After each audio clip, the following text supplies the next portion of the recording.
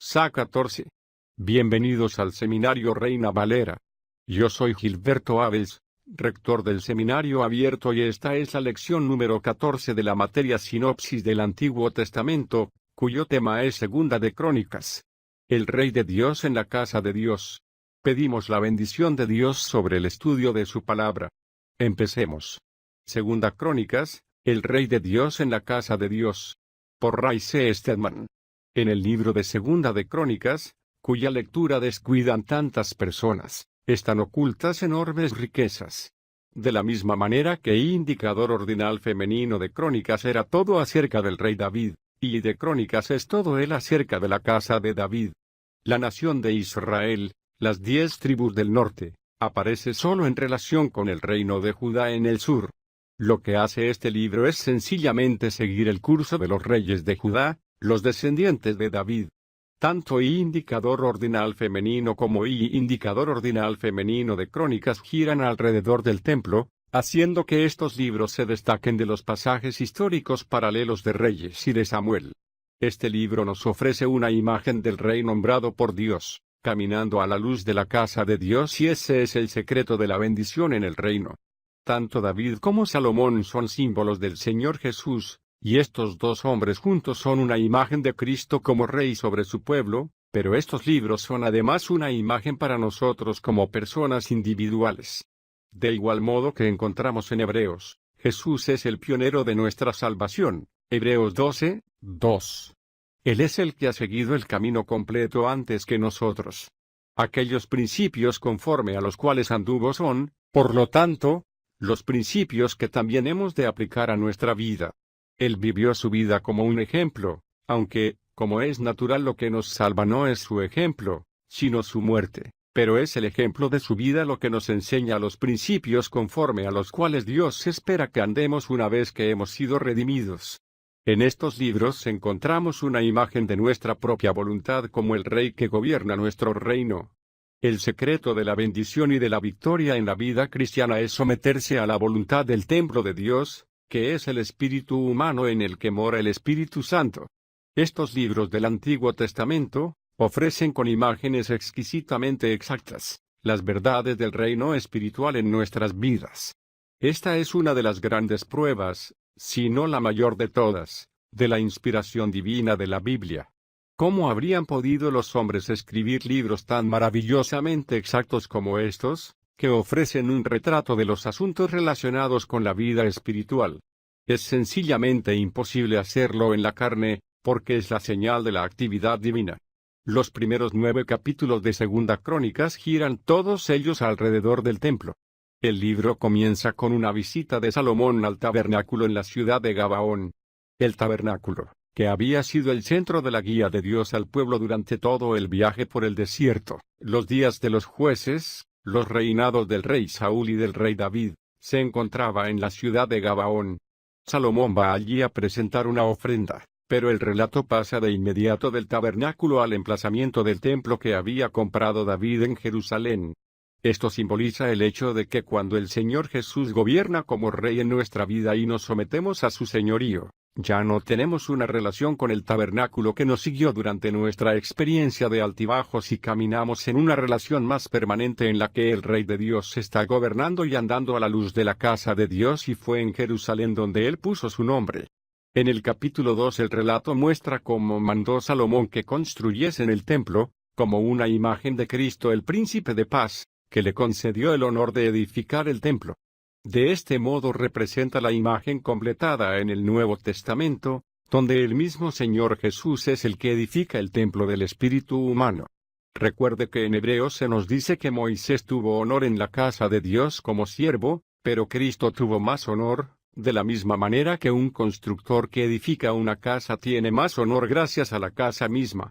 Hebreos 3, 3 y 6. Cristo es el constructor, es el que hizo el templo de nuestro cuerpo que contiene el santuario del Espíritu. Esta es la imagen del templo físico que se describe aquí.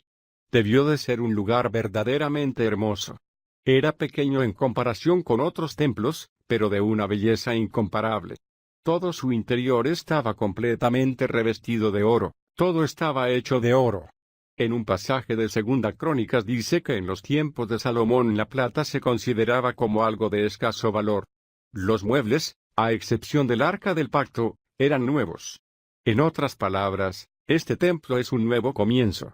Muchos de nosotros hemos experimentado esto cuando, de manera inteligente, consciente y con una intención permanente, nos hemos rendido al señorío de Jesucristo y fue como si hubiésemos nacido de nuevo.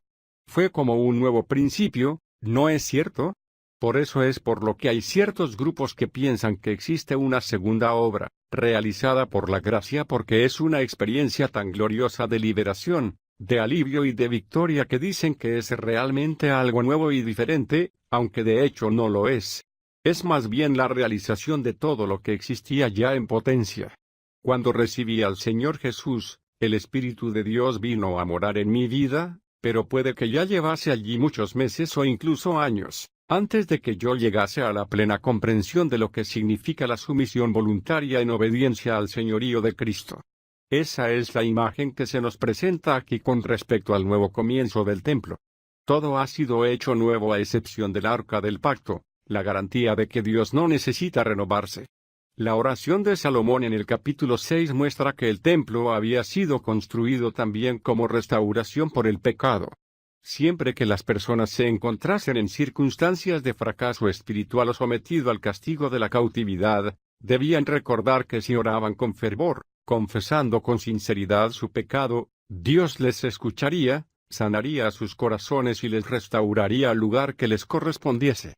Cuando Salomón hubo concluido su oración, mientras el pueblo esperaba en el atrio del templo, descendió fuego del cielo y consumió el sacrificio que estaba sobre el altar y el templo se llenó de inmediato con una nube de gloria, de modo que el sacerdote no podía entrar. Esa era la señal de que Dios había aceptado la ofrenda y de la presencia de Dios en aquella casa. A esto sigue de inmediato un relato de las impresionantes conquistas y la gloria del reino. En el capítulo 9 encontramos la historia de la visita de la reina de Saba, que es una imagen que ilustra de manera maravillosa cómo Dios tenía la intención de que toda la tierra conociese la historia de su gracia. Los judíos, en los días de Israel, no fueron enviados por todo el mundo, como nos ha sido mandado hacer a nosotros en la Gran Comisión, Mateo 28, 19 y 20. La gracia de Dios se puso de manifiesto mediante el establecimiento de una tierra, un pueblo y un lugar que fue maravillosamente bendecido por Dios, algo evidentemente diferente de todo cuanto existía a su alrededor, de modo que la noticia de lo que había sucedido llegó hasta los últimos rincones de la tierra y vinieron a Jerusalén personas de toda la tierra con el propósito de enterarse cuál era el secreto de lo que Dios había hecho. Esta es una imagen que nos muestra el método supremo que obedece a Dios en el evangelismo. Cada creyente, donde quiera que se encuentre en el mundo, debe vivir esta clase de vida con el Espíritu de Dios morando en el templo y controlando su voluntad. Cuando los creyentes andan en obediencia al Espíritu que mora en ellos, sus vidas manifestarán de tal manera la victoria, el gozo, la bendición, la prosperidad y la alegría del Señor que el pueblo alrededor preguntará, ¿qué hay en estas personas? Queremos saber de qué trata todo esto. Cuando la reina de Saba fue a ver a Salomón, lo vio. 9, 3b y 4, la casa que había edificado, los manjares de su mesa, las sillas de sus servidores, la presentación y las vestiduras de sus siervos, sus coperos y sus vestiduras, y los holocaustos que él ofrecía en la casa de Jehová. Cuando vio todo esto, se quedó sin aliento. Era verdad lo que había oído en mi tierra de tus cosas y de tu sabiduría. Yo no creía sus palabras, hasta que vine, y mis ojos lo han visto.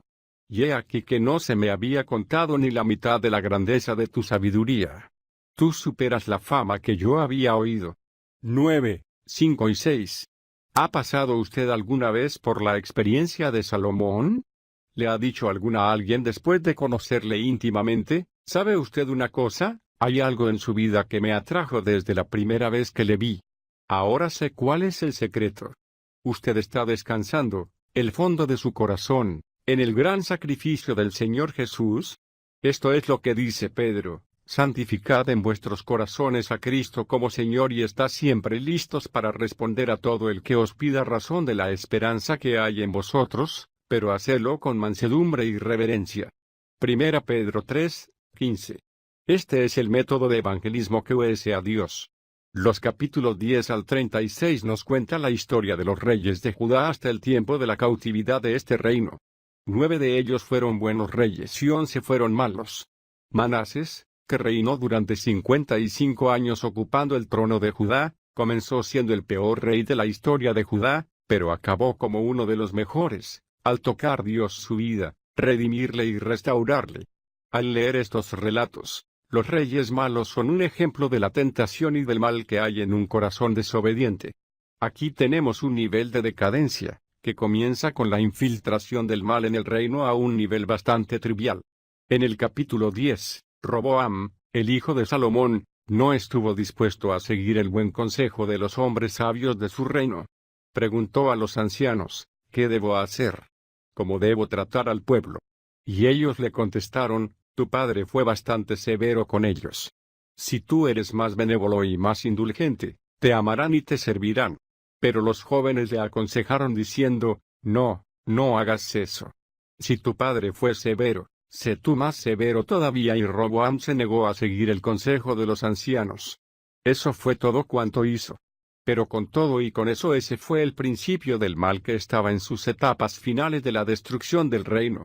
Un poco más adelante, en el capítulo 12:1, encontramos que el nivel va descendiendo. Cuando se consolidó y se fortaleció el reino de Roboam, éste abandonó la ley de Jehová. Hizo oídos sordos a lo que dijo Dios y como resultado de ello, el reino fue invadido por los egipcios. El momento en que le damos la espalda a la obediencia al gobierno establecido por Dios en su templo, se produce de inmediato un debilitamiento de las defensas en la vida y entran en ella los enemigos. Fue solamente por medio de la gracia de Dios que los egipcios retrocedieron y cuando Roboam se humilló y regresó a Dios, los egipcios fueron repelidos. El próximo rey malvado fue Joram, que aparece en el capítulo 21, versículo 4. Joram ascendió al trono de su padre, y después que se hizo fuerte, mató a espada a todos sus hermanos y también a algunos de los jefes de Israel. A continuación aparecieron los celos. En primer lugar, nos encontramos con la negativa a prestar atención al buen consejo. Luego se hace oídos sordos a la ley. En ese momento aparecen los celos que asaltan el reino y a esto sigue de inmediato, como leemos en el versículo 11, otro paso hacia abajo. Además, edificó lugares altos en los montes de Judá, e hizo que los habitantes de Jerusalén se prostituyeran y a lo mismo empujó a Judá. En un sentido, los lugares altos no representaban todavía la idolatría. Eran lugares elevados, donde el pueblo de Israel adoraba a Jehová, pero el problema consistía en que ese no era el lugar en el que Dios les había dicho que debían adorar a Jehová. Él había puesto su nombre en el templo y era allí donde debían de adorar y ofrecer sus sacrificios.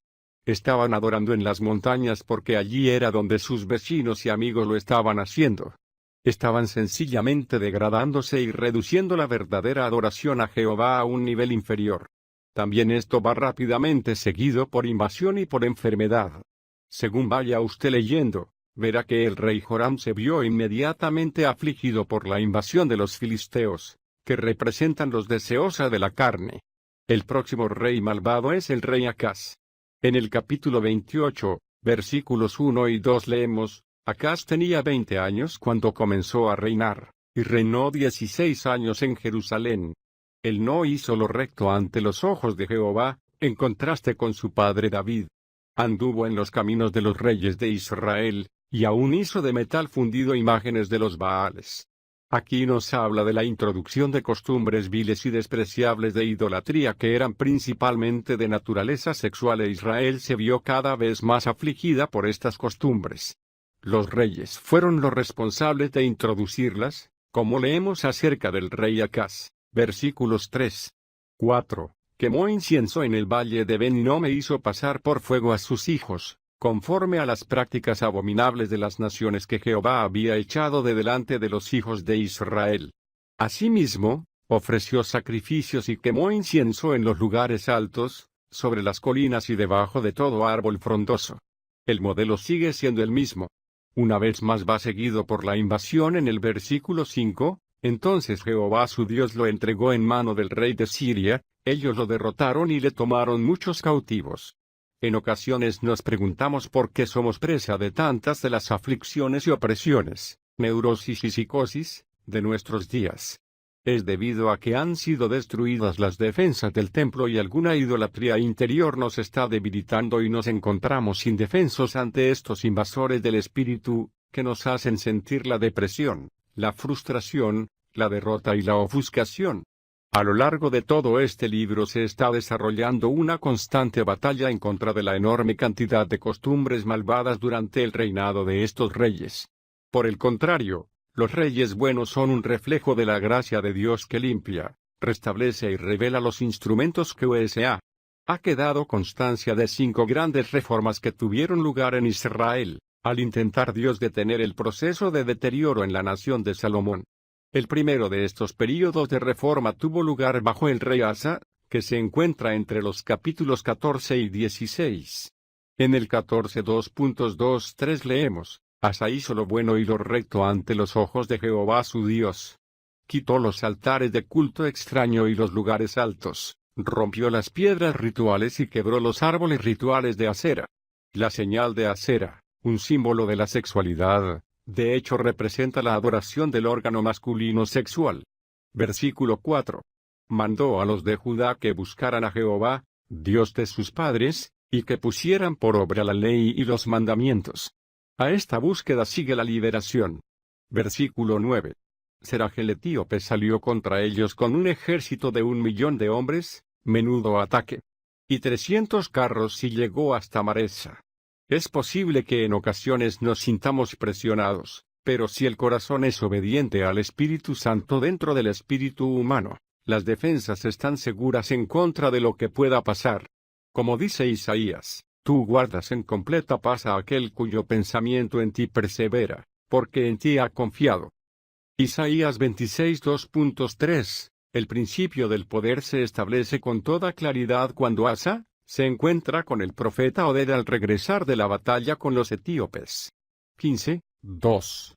¿Quién salió, Oded, al encuentro de Asa y le dijo: Oídme, Asa, y todo Judá y Benjamín, Jehová estará con vosotros cuando vosotros estéis con él. ¿Ha oído usted eso? Jehová estará con vosotros, cuando vosotros estéis con él. Si le buscáis, él se dejará hallar, pero si le abandonáis, él os abandonará. El abandonar no significa que nos dé completamente por perdidos. Abandona en el sentido de no proveer el poder ni la victoria ni la habilidad para andar, que es lo mismo que nos enseña el Nuevo Testamento, ¿no es cierto? Declara que Dios está siempre a nuestro alcance, mientras nosotros estemos dispuestos a estar a su disposición. Pablo le dijo a los filipenses: prosigo a ver si alcanzo el poder de la resurrección, aquello para lo cual también fui alcanzado por Cristo Jesús. Filipenses 3:12, o deseo estar totalmente disponible a Él del mismo modo que Él está dispuesto a estarlo para mí. Ese es siempre el secreto del verdadero poder. Esto le fue declarado al rey Asa para su beneficio y para el nuestro. Cada uno de estos reyes que dirigen una restauración nos muestra un principio diferente de la restauración. En Asa hallamos la determinación a obedecer la ley. En el capítulo 15, 12 y 15 leemos: luego hicieron un pacto prometiendo que buscarían a Jehová, Dios de sus padres, con todo su corazón y con toda su alma, y que todo el que no buscase a Jehová Dios de Israel muriese, fuera grande o pequeño, hombre o mujer. Y lo juraron a Jehová en voz alta y con júbilo, al son de las trompetas y de cornetas. Todos los de Judá se alegraron por dicho juramento, porque juraron con todo su corazón. Así buscaron a Jehová con toda su voluntad, y él se dejó hallar por ellos. Y Jehová les dio reposo por todas partes. Aquí tenemos a un corazón que por fin se ha dado cuenta de que ha estado desviándose y dejándose arrastrar de nuevo por la debilidad, el fracaso, el asalto de los enemigos, las ataduras y la esclavitud. El camino de regreso es una renovación de ese juramento, una renovación de la determinación, el tener hambre y sed del Señor y caminar ante sus ojos, y de inmediato se produce un regreso al descanso. Durante el reinado del rey Josafat, el próximo rey que ocupó el trono de Judá, hay otro período de restauración después de un tiempo de fracaso. Josafat se deshace de todos los ídolos de la nación. En el capítulo 17, versículos 7 a 9, encontramos el segundo principio de la restauración, el ministerio de la enseñanza. En el tercer año de su reinado envió a sus magistrados. Ellos enseñaron en Judá, llevando consigo el libro de la ley de Jehová. E hicieron una gira por todas las ciudades de Judá, instruyendo al pueblo. Ese fue el principio de este retorno, el ministerio de la enseñanza, seguido de inmediato por la liberación. Veamos lo que dice el versículo 10. El poder de Jehová cayó sobre todos los reinos de las tierras que estaban alrededor de Judá y no hicieron guerra contra Josafat. Sin embargo, más adelante, Josafat en su debilidad contrae una alianza con Israel y se produce una invasión por parte de Amón, Moab y Edom, todos ellos figuras de la carne, pero Dios le liberó de una manera maravillosa. Bien le valdría a usted la pena leer todo esto detenidamente. Dios nos dice que no necesitamos luchar contra estos enemigos de la carne. No intente usted subyugar al poder de su voluntad todos estos males, la amargura, los celos, la venganza y la lujuria, todos los sentimientos que siente en su interior. No intente luchar contra ellos. Dios nos dice, creed. Ese es el camino de la victoria. Porque no sois capaces, por vosotros mismos, de derrotar estas cosas. En lugar de ello, estad quietos y contemplaréis la liberación de Dios. De modo que Dios luchó por ellos y estos enemigos fueron derrotados. Nos dice en el capítulo 20, versículo 24, cuando los de Judá llegaron a cierta altura que domina el desierto, miraron hacia la multitud, y he aquí que ellos yacían muertos en tierra. Ninguno había escapado. Crea usted lo que Dios ha hecho a la carne en la cruz de Cristo. No tenemos necesidad de luchar contra ella.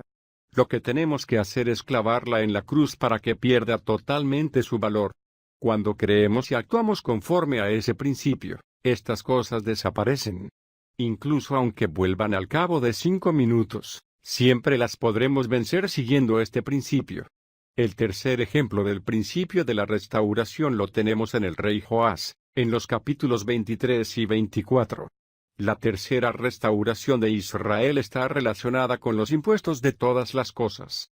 El capítulo 24, 4 y 5 nos dice, aconteció después de esto que Joás decidió reparar la casa de Jehová.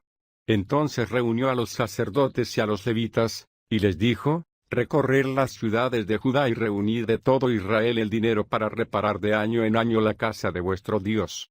Poned diligencia en este asunto. Aquí tenemos algo que había sido descuidado. Nadie había pagado lo que habían costado las reparaciones del templo, de modo que se encontraba en tan mal estado que de hecho sus puertas estaban cerradas. No se estaban ofreciendo sacrificios en el templo. Joás, dándose cuenta de ello, reunió el dinero para restaurar el templo.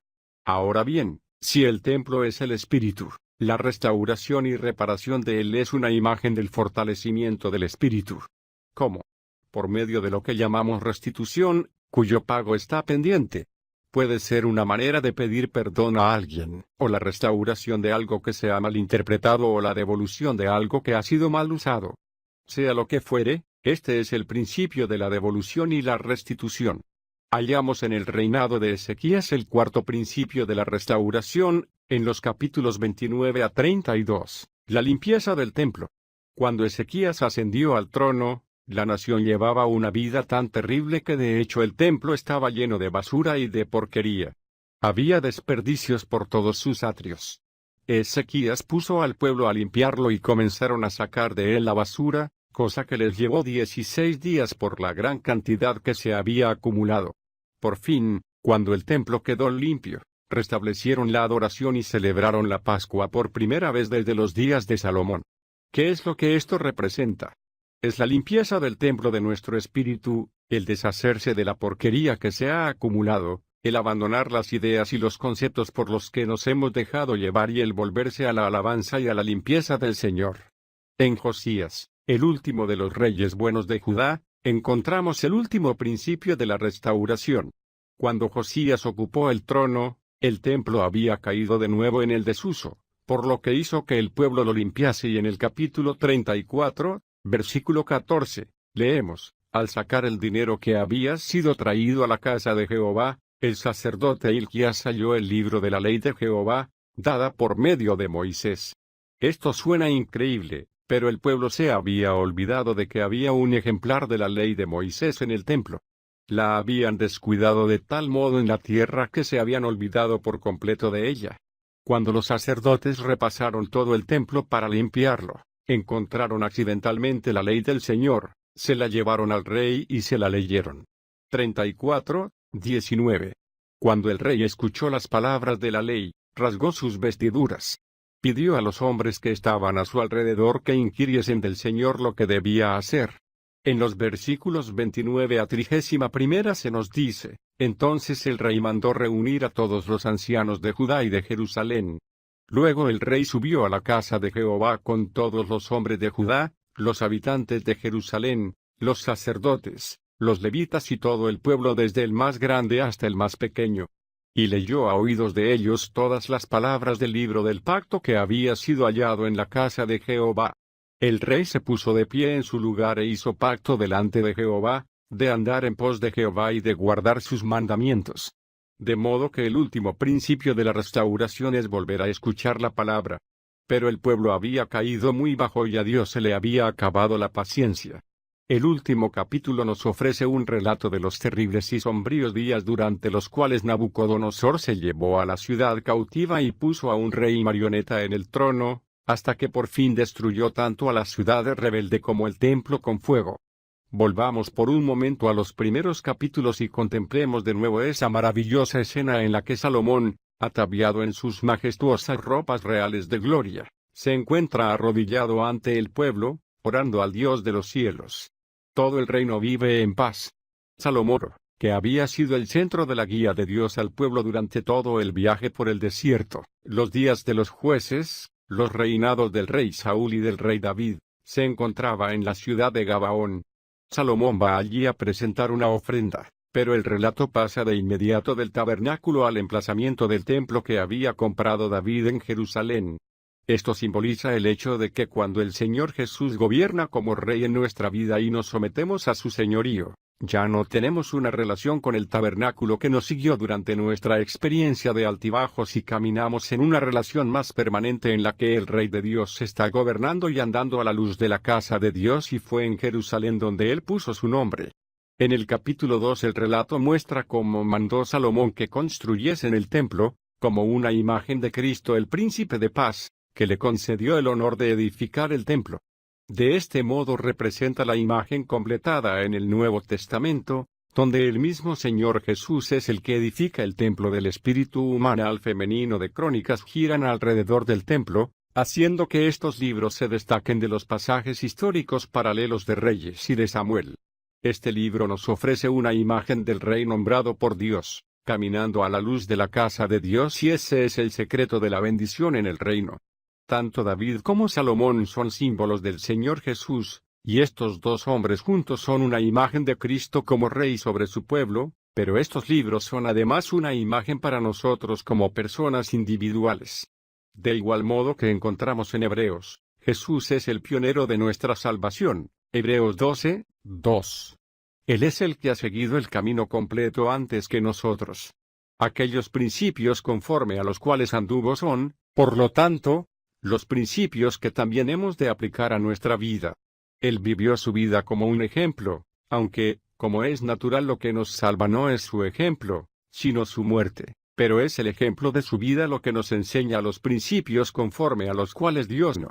Recuerde que en Hebreos se nos dice que Moisés tuvo honor en la casa de Dios como siervo, pero Cristo tuvo más honor, de la misma manera que un constructor que edifica una casa tiene más honor gracias a la casa misma. Hebreos 3:3 y 6. Cristo es el constructor, es el que hizo el templo de nuestro cuerpo que contiene el santuario del Espíritu. Esta es la imagen del templo físico que se describe aquí. Debió de ser un lugar verdaderamente hermoso. Era pequeño en comparación con otros templos, pero de una belleza incomparable. Todo su interior estaba completamente revestido de oro, todo estaba hecho de oro. En un pasaje de Segunda Crónicas dice que en los tiempos de Salomón la plata se consideraba como algo de escaso valor. Los muebles, a excepción del Arca del Pacto, eran nuevos. En otras palabras, este templo es un nuevo comienzo. Muchos de nosotros hemos experimentado esto cuando, de manera inteligente, consciente y con una intención permanente. Sa 14. Bienvenidos al Seminario Reina Valera. Yo soy Gilberto Abels, rector del Seminario Abierto, y esta es la lección número 14 de la materia Sinopsis del Antiguo Testamento, cuyo tema es Segunda de Crónicas. El Rey de Dios en la casa de Dios. Pedimos la bendición de Dios sobre el estudio de su palabra. Empecemos. Segunda Crónicas, el Rey de Dios en la casa de Dios. Por Ray C. Stedman. En el libro de Segunda de Crónicas, cuya lectura descuidan tantas personas, están ocultas enormes riquezas. De la misma manera que indicador ordinal femenino de Crónicas era todo acerca del rey David, y de Crónicas es todo él acerca de la casa de David.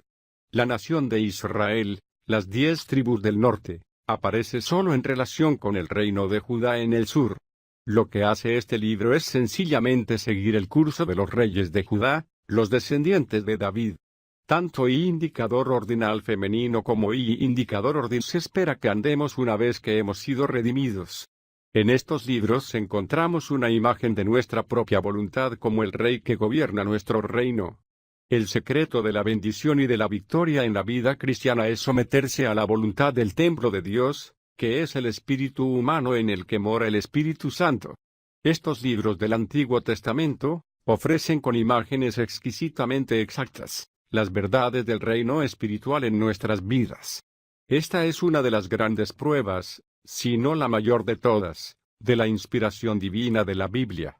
¿Cómo habrían podido los hombres escribir libros tan maravillosamente exactos como estos, que ofrecen un retrato de los asuntos relacionados con la vida espiritual?